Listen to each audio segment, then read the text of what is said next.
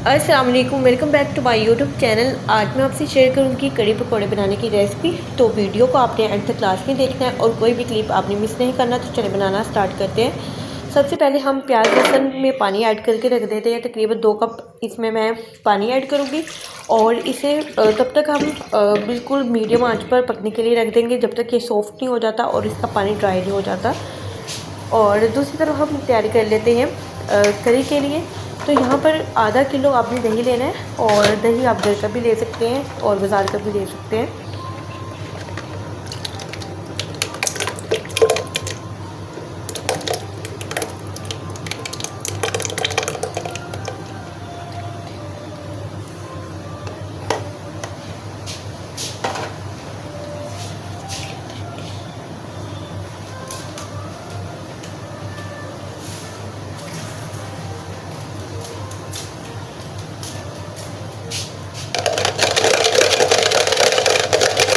और थोड़ा सा इसे मिक्स कर लेंगे अच्छी तरह से ताकि इसमें जो भी नमक वगैरह है अच्छी तरह उसकी ख़त्म हो जाए।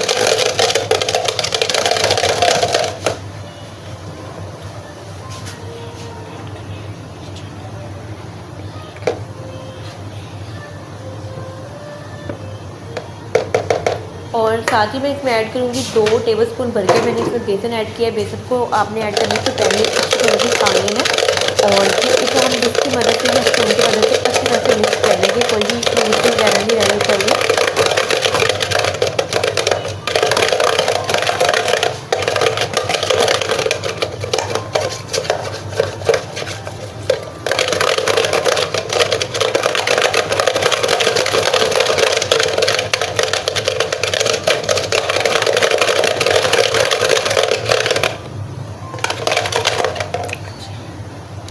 तो यहाँ पर मैंने आधा किलो दही लिया था, तो आधा किलो दही का हम डबल करके इसमें पानी ऐड करेंगे। और अगर हमें मज़ीद पानी की ज़रूरत पड़ेगी तो हम बाद में इसमें ऐड कर लेंगे।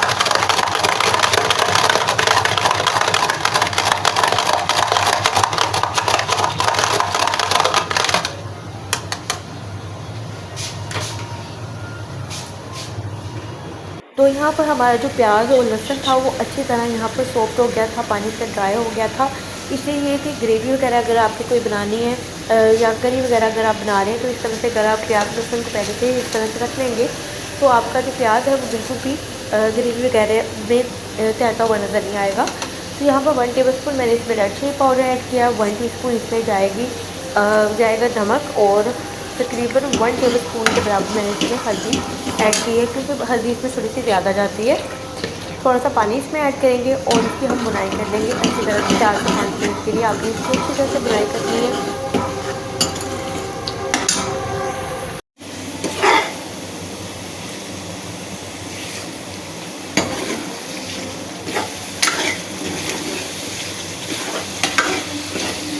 तो यहाँ पर मसाले की बुनाई करते हुए हमें 4 से 5 मिनट हो गए थे। आप देख सकते हैं कितनी अच्छी इसकी बुनाई हुई है और कितना बिल्कुल घुल जाने वाला जो मसाला है वो तैयार यहाँ पर हो गया है।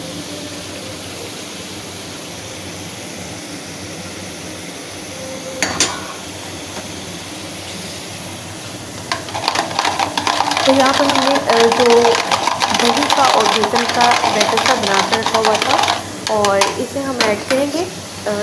जो हमने मसाला तैयार किया है इसमें ऐड कर लेंगे और ऐड करने के बाद अगर आपको लगे थोड़ा सा ठीक है तो मज़ीद इसमें पानी ऐड करूँगी। 1 से 1.5 गिलास आप पानी फिर और ऐड कर सकते हैं और आँच को आपने यहाँ पर थोड़ा सा हाई पे कर लेना है।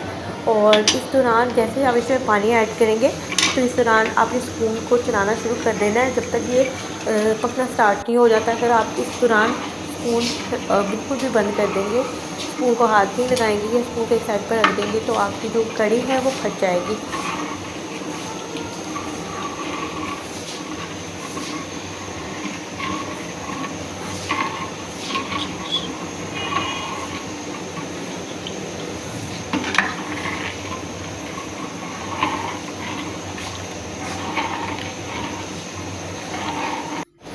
तो यहाँ पर करी को पकते हुए तकरीबन 10 से 15 मिनट हो गए थे और हमारी करी यहाँ पे पकना स्टार्ट हो गई थी। इस दौरान इसे हम 2 से 3 मिनट के लिए और पकाएंगे। उसके बाद आप इसको थोड़ा सा कवर करके एक साइड पर स्पून लगाकर ऊपर थोड़ा सा ढक्कन के साथ इसे कवर करके रख सकते हैं और इस दौरान आप अपना कोई दूसरा काम भी कर सकते हैं। लेकिन जब तक ये पकना स्टार्ट नहीं होते उससे पहले आपने इसको स्पून हिलाना बंद नहीं करना। तो यहाँ पर मैंने इस तरह से स्पून इसमें रख दिया है और साइड पर मैंने थोड़ा सा इस तरह से कवर कर दिया है और आँच को यहाँ पर आपने मीडियम पे कर देना है, बहुत ज़्यादा हाई पर नहीं रखना। और इस दौरान आपने देखते जाना है कि आपकी करी यहाँ पे पक रही है। तो दूसरी तरफ हम पकौड़ों की तैयारी कर लेते हैं। यहाँ पे मेरे पास 2 कप बेसन था और बेसन को मैंने अच्छी तरह से छान लिया है। एक बड़े साइज़ का यहाँ पर प्याज है वो काट के इसमें ऐड कर लेते हैं। रफली मैंने चॉप किया था, बिल्कुल छोटा सा चॉप कर लिया था। 3 से 4 यहाँ पे मैंने सब्ज़ मिर्ची ली थी, इसे भी मैंने छोटा सा चॉप कर लिया था। और 1 कप के बराबर मैंने यहाँ पे पालक ली थी और पालक को भी मैंने अच्छी तरह से काटने के बाद इसे अच्छी तरह से वॉश कर लिया था। इसमें बहुत ज़्यादा मिट्टी होती है तो कोशिश करें कि अच्छी तरह से इसको आपने साफ़ करना है। स्पाइसेस इसमें ऐड कर लेते हैं। 1 टेबलस्पून जाएगी इसमें रेड चिली पाउडर और 1 टीस्पून के बराबर मैं इसमें ऐड करूँगी नमक।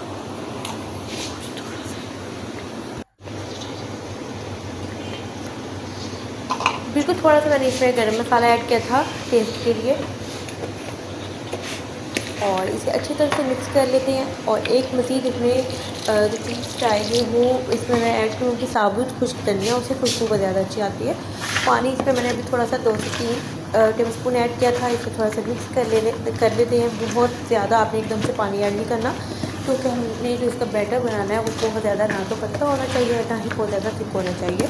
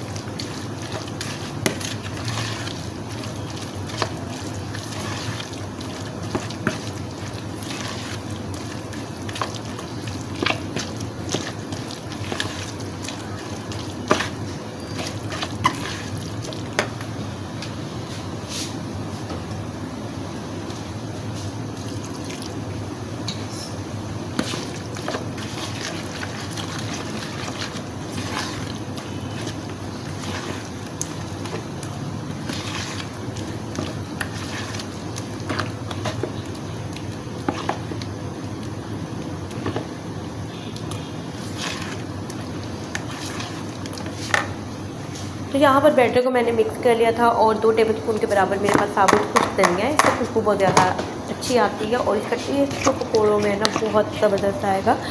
तो ऐड करने के बाद इसको अच्छी तरह से हम मिक्स करेंगे। 4 से 5 मिनट के लिए आपने इसको अच्छी तरह से मिक्स कर लेना है ताकि जो भी चीज़ें हमने इसमें ऐड की हैं वो अच्छी तरह से मिक्स हो जाए। और हमारी जो करी है यहाँ पर ऑलमोस्ट डन हो चुकी है और बहुत ज़्यादा आपने इसको थिक नहीं करना, ना ही बहुत ज़्यादा पतला रखना है। आप देख सकते हैं कि जो इसकी थिकनेस है किस तरह की, आपको फ़ील हो रहा होगा कि बहुत ज़्यादा पतली नहीं है और ना ही बहुत ज़्यादा थिक है।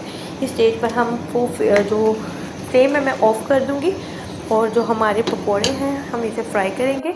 ऑयल को आपने गर्म होने के लिए रख देना है और बिल्कुल मीडियम आंच पर इसे फ्राई करेंगे। बहुत ज़्यादा हाई फ्लेम पर आपने इसको फ्राई नहीं करना। इस तरह जो पकौड़े हैं ऊपर से पक जाते हैं लेकिन अंदर से कच्चे रह जाते हैं।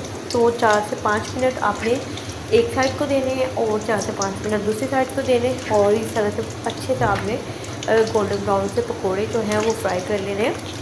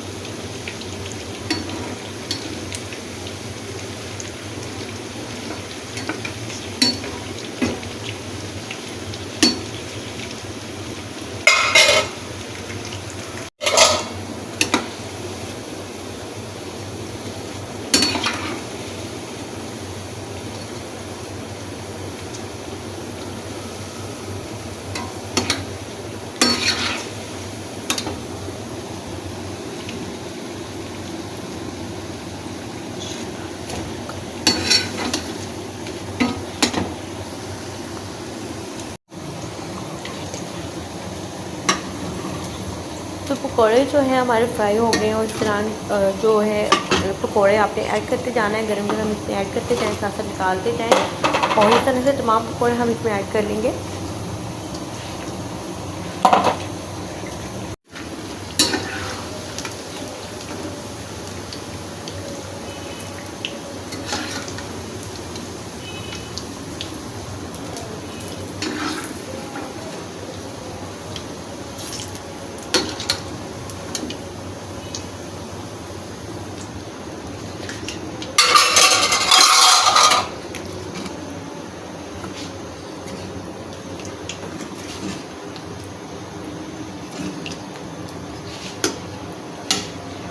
तो हमारी कड़ी जो है यहाँ पर रेडी हो गई थी। तो यहाँ पर 1 टेबल स्पून मैंने जीरा लिया है, 1 टेबल स्पून मैंने यहाँ पर साबुत खुश्क धनिया लिया था, इसे थोड़ा सा मैंने ड्राई रोस्ट किया। उसके बाद इसको हाथ से इस तरह से क्रश करके हम इसमें ऐड कर देंगे। इससे ये है कि इसकी खुशबू बहुत ज़्यादा अच्छी आती है करी में और टेस्ट बहुत ज़्यादा ज़बरदस्त बन जाता है।